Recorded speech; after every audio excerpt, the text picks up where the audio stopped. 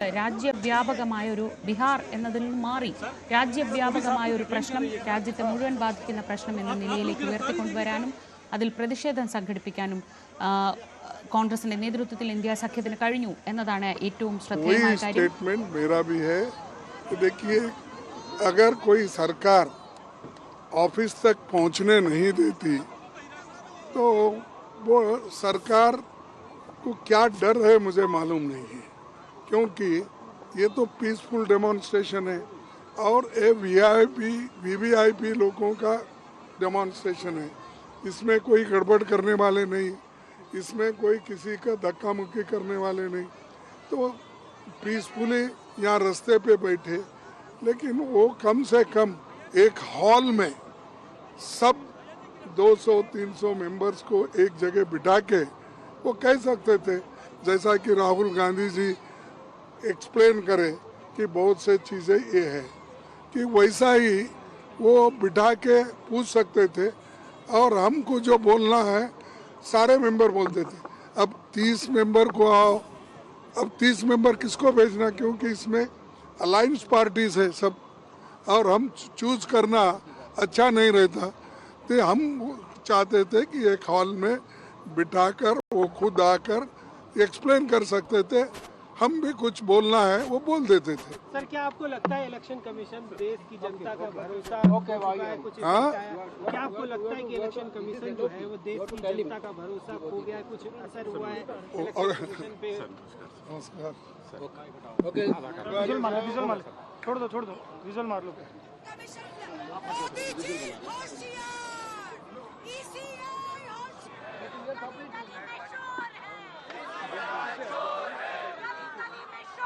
എന്തിനാണ് election commission രാജ്യത്തെ ഏറ്റവും പ്രധാനപ്പെട്ട നേതാക്കൾ ഇലക്ഷൻ കമ്മീഷന് മുന്നിലേക്ക് എത്തുന്നതിനെ അല്ലെങ്കിൽ ഇലക്ഷൻ കമ്മീഷൻ ഓഫീസിലേക്ക് വരുന്നതിനെ തടയുന്നത് എന്നതാണ് മല്ലികാർജ്ജുൻ ഖർഗെയുടെ ചോദ്യം.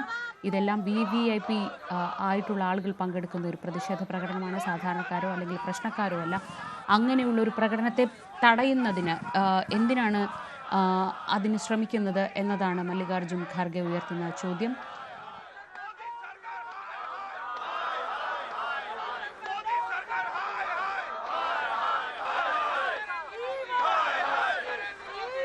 കിരൺ, ഇന്ന് പാർലമെന്റ് സമ്മേളിച്ചപ്പോൾ സ്പീക്കർ ഓം ബിർള പറയുന്നത് തുടർച്ചയായി ഇങ്ങനെ പ്രതിഷേധം പാർലമെന്റ് നടപടികൾ തടസ്സപ്പെടുത്തുന്നതിനെ കുറിച്ചൊക്കെ അദ്ദേഹം പറയുകയുണ്ടായി. അതിനുശേഷമാണ് ഈ പ്രതിഷേധത്തിലേക്ക് പ്രതിപക്ഷ നിരയിലെ അംഗങ്ങൾ ഇറങ്ങി വന്നതുമൊക്കെ. പാർലമെന്റിൽ കഴിഞ്ഞ കുറേ ദിവസങ്ങളായി നടക്കുന്ന പ്രതിഷേധങ്ങൾ, അതിന് തുടർച്ചയായി ഇങ്ങനെ ഒരു ഐക്യം, ഇത് ഇനി ഭരണപക്ഷത്തെ എത്രത്തോളം പ്രതിരോധത്തിലാക്കുന്നതാണ്? ഇങ്ങനൊരു ഐക്യപ്രകടനം എന്നത് എത്രത്തോളം പ്രധാനപ്പെട്ടതായിരുന്നു ഈ ഒരു പ്രതിഷേധത്തിൽ? ശ്രീജ, അത് തന്നെയാണ് ഏറ്റവും പ്രധാനം. മൂന്നാം മോദി സർക്കാർ വന്ന ശേഷം ഏതെങ്കിലും ഒരു വിഷയത്തിൽ ഇത്രത്തോളം ഐക്യത്തോടുകൂടി ഒരു പ്രതിഷേധം ഉയർത്താൻ കഴിഞ്ഞിട്ടില്ല. പല വിഷയങ്ങളിലുമൊക്കെ പ്രതിപക്ഷ ഐക്യമൊക്കെ ഉണ്ടായിട്ടുണ്ട്.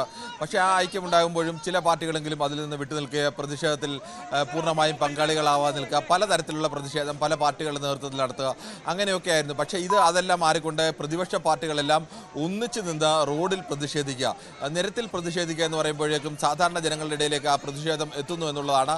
ഓരോ പാർട്ടിയും ഓരോ സംസ്ഥാനത്ത് നിന്ന്, പ്രധാനപ്പെട്ട പാർട്ടികളൊക്കെ തന്നെ വിവിധ സംസ്ഥാനങ്ങളുടെ ശക്തിയുള്ള പാർട്ടികളാണ്.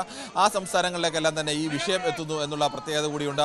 അത്തരമൊരു ഐക്യം രൂപപ്പെട്ടത് സ്വാഭാവികമായും സർക്കാരിനെ സംബന്ധിച്ച് വെല്ലുവിളി തന്നെയാണ്. അവർ ഈ വിഷയത്തിലേക്ക് തന്നെ, മറ്റു വിഷയങ്ങളിലേക്ക് മാറിപ്പോകാതെ ഈ വിഷയത്തിലേക്ക് തന്നെ ഇനി പിടിച്ചു നിർത്തുക എന്നുള്ളതാണ് ഏറ്റവും പ്രധാനം. സർക്കാരിനെ സംബന്ധിച്ച് മറ്റു വിഷയങ്ങൾ ഏതെങ്കിലും വരാതെ, പ്രതിപക്ഷം സംബന്ധിച്ച് മറ്റു വിഷയങ്ങളിലേക്ക് ശ്രദ്ധ കേന്ദ്രീകരിക്കാതെ ഈ വിഷയത്തിലേക്ക് മാത്രം ശ്രദ്ധ കേന്ദ്രീകരിച്ച് പരമാവധി സമയം ഈ വിഷയത്തിലേക്ക് തന്നെ നിർത്തുക, രാജ്യത്തിൻ്റെ ശ്രദ്ധ നിർത്തുക എന്നുള്ളതാണ് ഏറ്റവും വലിയ വെല്ലുവിളി.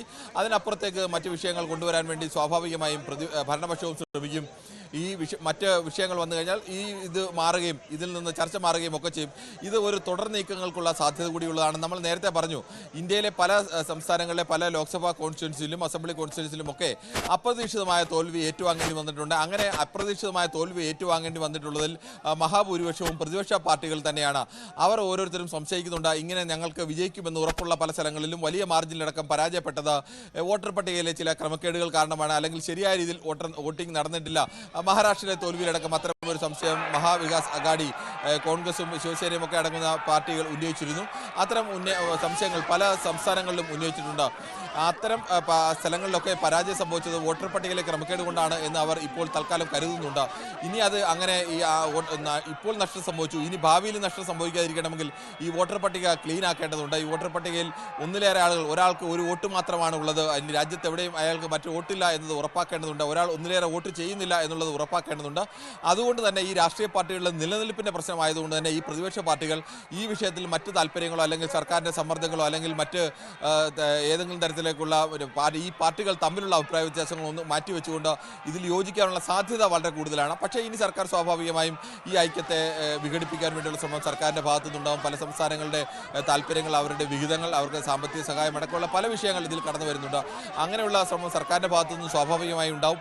എന്തായാലും ഇപ്പോൾ അതിനെല്ലാം മറികടന്നുകൊണ്ട് ഇവരെല്ലാം യോജിപ്പിച്ച് നിർത്തിക്കൊണ്ട് അങ്ങനെ ഒരു ഐക്യനിര രാജ്യത്തിന്റെ തെരുവിലൂടെ ഒരു സമരം നടത്താൻ, രാജ്യത്തെ പ്രധാനപ്പെട്ട നേതാക്കളെല്ലാം നയിക്കുന്ന ഒരു സമരം നടത്താൻ ഇപ്പോൾ കോൺഗ്രസിനും അതോടൊപ്പം തന്നെ പ്രതിപക്ഷത്തിനും കഴിഞ്ഞിരിക്കുന്നു എന്നുള്ളത് പ്രതിപക്ഷത്തെ സംബന്ധിച്ച് വലിയ പ്രതീക്ഷ നൽകുന്ന, അല്ലെങ്കിൽ അവർക്ക് വലിയ ആത്മവിശ്വാസം നൽകുന്ന ഒരു നീക്കമാണ്. ശരി, വലിയ രീതിയിലുള്ള ഒരു പ്രതിപക്ഷ പ്രതിഷേധത്തിന് ഏറെക്കാലത്തെ ഇടവേളയ്ക്ക് ശേഷം എന്ന് വേണമെങ്കിൽ പറയാം, ആ തരത്തിൽ ഒരു വലിയ പ്രതിഷേധം ഇന്ന് രാജ്യ തലസ്ഥാനം കണ്ടിരിക്കുകയാണ്. വോട്ടർ പട്ടിക ക്രമക്കേട് അല്ലെങ്കിൽ വോട്ട് ചോരി എന്ന് രാഹുൽ ഗാന്ധി ഉന്നയിച്ച ആ ആരോപണത്തെ പ്രതിപക്ഷം ഒന്നാകെ ഏറ്റെടുക്കുന്ന കാഴ്ചയാണ് കണ്ടത്. കഴിഞ്ഞ ദിവസങ്ങളിൽ നമ്മൾ പാർലമെൻറ്റിനകത്താണ് അത്തരം പ്രതിഷേധങ്ങൾ കണ്ടതെങ്കിൽ ഇന്നത് തെരുവിലേക്ക് കൊണ്ടുവരാൻ രാഹുൽ ഗാന്ധിയുടെ നേതൃത്വത്തിൽ, കോൺഗ്രസിൻ്റെ നേതൃത്വത്തിൽ പ്രതിപക്ഷ നിരയ്ക്ക് കഴിഞ്ഞിരിക്കുന്നു. ഇത്രകാലം കണ്ടിട്ടില്ലാത്ത തരത്തിൽ എല്ലാ നേതാക്കളെയും, എല്ലാ വിഭാഗത്തിൽപ്പെട്ട നേതാക്കളെയും ഉൾപ്പെടുത്തിക്കൊണ്ട് ഒരു വലിയ പ്രതിഷേധത്തിനാണ് ഇന്ന് ഇന്ത്യ സഖ്യം നേതൃത്വം നൽകിയത്. രാഹുൽ ഗാന്ധി നയിച്ച മാർച്ച് ട്രാൻസ്പോർട്ട് ഭവന് മുന്നിൽ വെച്ച് ഡൽഹി പോലീസ് തടയുകയായിരുന്നു. റോഡ് ബാരിക്കേഡുകൾ ഉപയോഗിച്ച് തടഞ്ഞിരുന്നു. അവിടെ നിന്ന് ബാരിക്കേഡ് മറികടക്കാനുള്ള ശ്രമമൊക്കെ എം പിമാർ നടത്തി. ഇപ്പോൾ ഈ കാണുന്നത് പോലെ, ദൃശ്യങ്ങളിൽ കാണുന്നത് പോലെ എം പിമാരുമായി, നേതാക്കളുമായി പോലീസ് ഉദ്യോഗസ്ഥർ ചെറിയ തർക്കത്തിലേർപ്പെടുന്നതൊക്കെ കാണാമായിരുന്നു. രാഹുൽ ഗാന്ധിയും KC വേണുഗോപാലും അടക്കമുള്ള നേതാക്കൾ ഈ പോലീസ് ഉദ്യോഗസ്ഥരോട് തർക്കിക്കുന്നതൊക്കെ കാണാമായിരുന്നു. 25 പ്രതിപക്ഷ പാർട്ടികളിൽ നിന്നായി 300 MP-മാരെ അണിനിരത്താൻ തെരഞ്ഞെടുപ്പ് കമ്മീഷന്റെ ഓഫീസിന് മുന്നിലേക്കുള്ള പ്രതിഷേധത്തിൽ അണിനിരത്താൻ കഴിഞ്ഞു എന്നത് ചെറിയ കാര്യമല്ല. അങ്ങനെ ഒരു വലിയ പ്രതിഷേധത്തിന് ഇന്ന് രാജ്യ തലസ്ഥാനം സാക്ഷ്യം വഹിച്ചിരിക്കുകയാണ്. ഇനി ഇതേ ഐക്യത്തോടെ എത്ര ദൂരം ഈ പ്രതിഷേധം അല്ലെങ്കിൽ മറ്റു വിഷയങ്ങളും സമാനമായ രീതിയിൽ സർക്കാരിനെതിരെയുള്ള പ്രതിഷേധം കൊണ്ടുപോകാൻ കഴിയുമോ കോൺഗ്രസിന്റെ നേതൃത്വത്തിൽ എന്നതാണ് ഏറ്റവും ശ്രദ്ധേയമായ കാര്യം. ഇപ്പോൾ നേതാക്കളെ അവിടെ നിന്ന് അറസ്റ്റ് ചെയ്ത് നീക്കിയിരിക്കുകയാണ്. ഇനി വൈകിട്ട് മല്ലികാർജ്ജുൻ ഖാർഗെയുടെ വസതിയിൽ ചേരുന്ന യോഗം, അത്താഴ വിരുന്ന്, അതും ഈ ഒരു ലക്ഷ്യത്തിൽ ഏറ്റവും പ്രധാനപ്പെട്ടതായിരിക്കും. ന്യൂസ് 10